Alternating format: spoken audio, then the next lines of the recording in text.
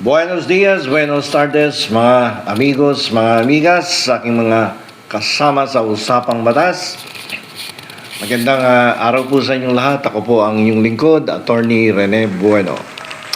Ngayon naman ay pag-usapan nating muli itong kaso ni Saldico na kasalukuyang nasa ibang bansa. At ang sabi nga ng marami ay nandiyan siya sa bansang Portugal at nagtatago. At kaya natin pag-uusapan to ay sapagkat nag-utos po, nagbigay ng direktiba ang ating Pangulo na gawin lahat ng legal na paraan upang mapauwi ang dating kongresista na si Saldico. Excuse. Para dun sa ibang hindi nakakakilala kay Saldico, siya po ay isang mambabatas, no? Diyan sa, na nakatira diyan sa Bicol, but representing a party list, no? At siya po ay nahaharap sa malulubhang kasong kriminal tulad ng pagnanakaw ng pondong pampubliko at pagnanakaw ng malaking halaga ng pera kaugnay ng di umano'y hindi maayos na proyekto para sa pagpigil ng baha sa flood control doon sa Oriental Mindoro. Ang involved na pera doon na mukhang nilustay ay 289.5 million pesos. So, nung nagkabukingan, umalis siya ng Pilipinas noong July 2025 at ang paniwala ng nakakarami at pati ng ating mga otoridad ay nasa Portugal siya ngayon. At ang sabi nga ay nakakuha na ng pasaporte, meaning citizen na to ng Portugal. No? At ang sabi ay matagal na nakuha yung passport na yan. Ngayon, may utos, no, ng pag-aresto laban sa kanya at siya nga ay naihayag na isang fugitive from justice, no, dito sa ating bansa. Dito sa lecture na to, titingnan natin ang mga paraang pwedeng gamitin ng gobyerno ng Pilipinas para maibalik si Saldico sa bansa. Dahil sa wala tayong extradition treaty sa Portugal o yung kasunduan na pwedeng pabalikin dito ang isang kriminal, no? At yung treaty na yan between Portugal and Philippines, wala po yung nag-i-exist sa ngayon yan. So kaya nagbigay ng kautusan ang ating Pangulo ng gamitin ang lahat ng legal na paraan upang mapabalik dito si Saldico. At isa sa tinitingnan na possible legal option ay itong principle of reciprocity. So, nag-utos ang Pangulo sa mga opisyal ng gobyerno na hanapin lahat ng paraan para maibalik dito si Saldico.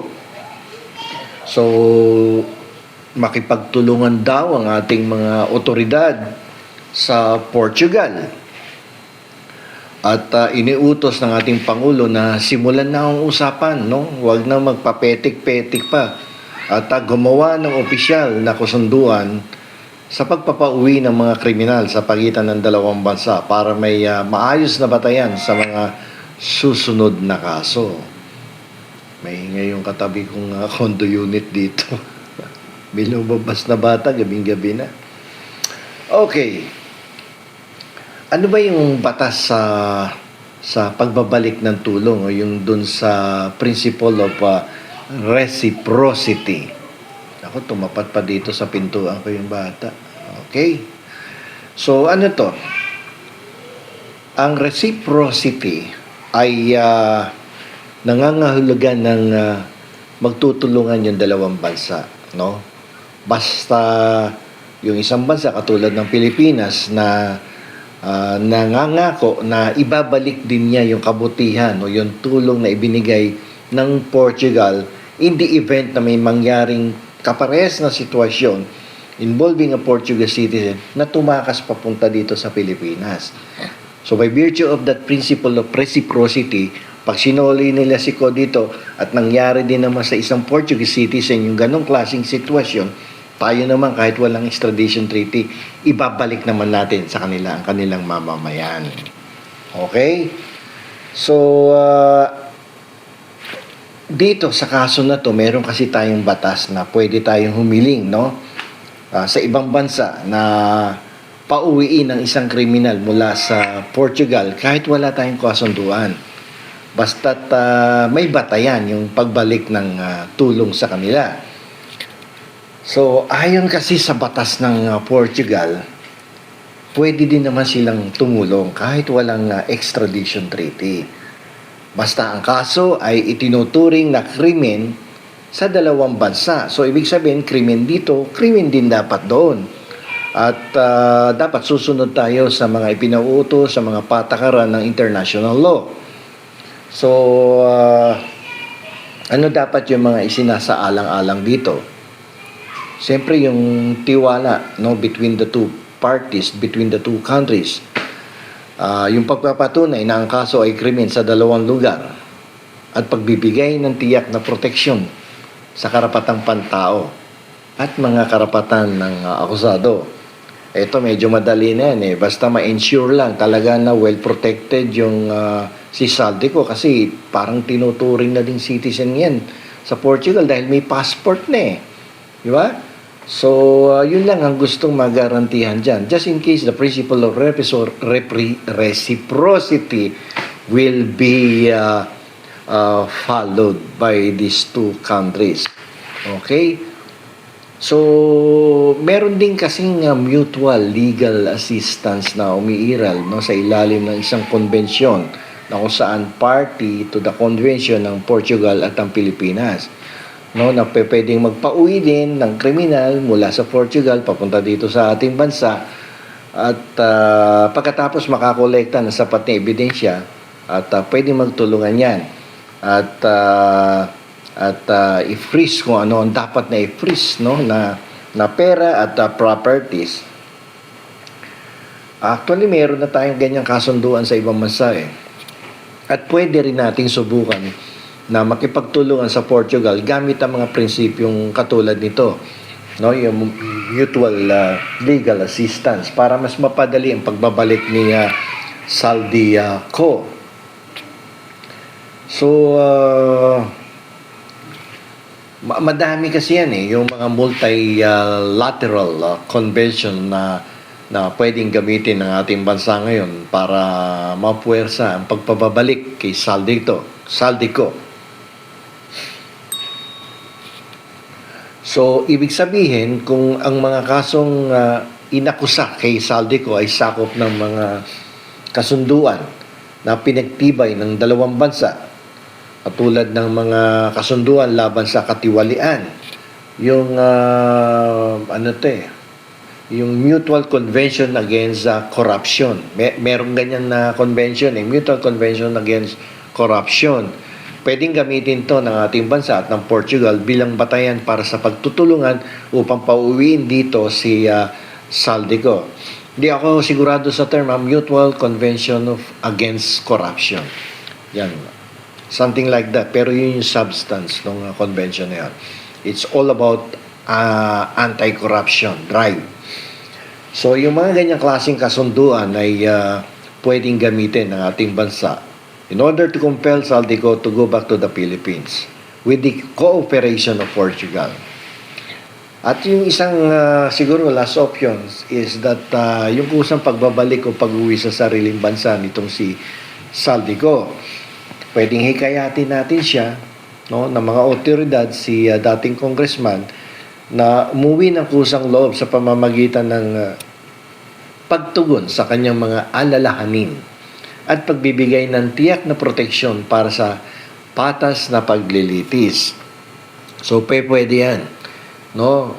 Kaya nga lang, mahihingi ito ng mga kondisyon. Pero kung ang kondisyon naman ay realistic, no, and attainable, at hindi imposible, malamang naman ibibigay ng ating mga otoridad ang kanyang mga kahilingan. Bumalik ka lang dito at harapin mo ang mga kasong isinampa laban sa iyo at patunayan mo na wala kang pagkakasala doon sa mga ibinibintang sa iyo.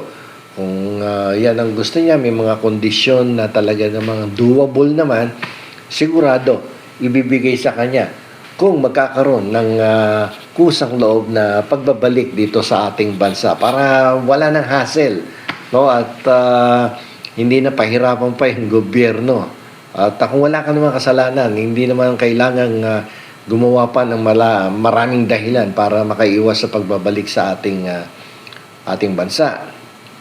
Okay? Ngayon, kung ang kanyang pasaporte sa Portugal ay nakuha ng nakuha sa hindi maayos na paraan. Ibig sabihin may halong fraud. Pwede din makipagtulungan ng Pilipinas sa Portugal para i-revoke yung kanyang passport sa Portugal. So kapag nawalan siya ng legal na status sa Portugal, di syempre magiging illegal alien yan. Wala siyang passport doon, wala din siyang passport dito. So mas mapapadali yung pag-uwi sa Pilipinas ni Saldico.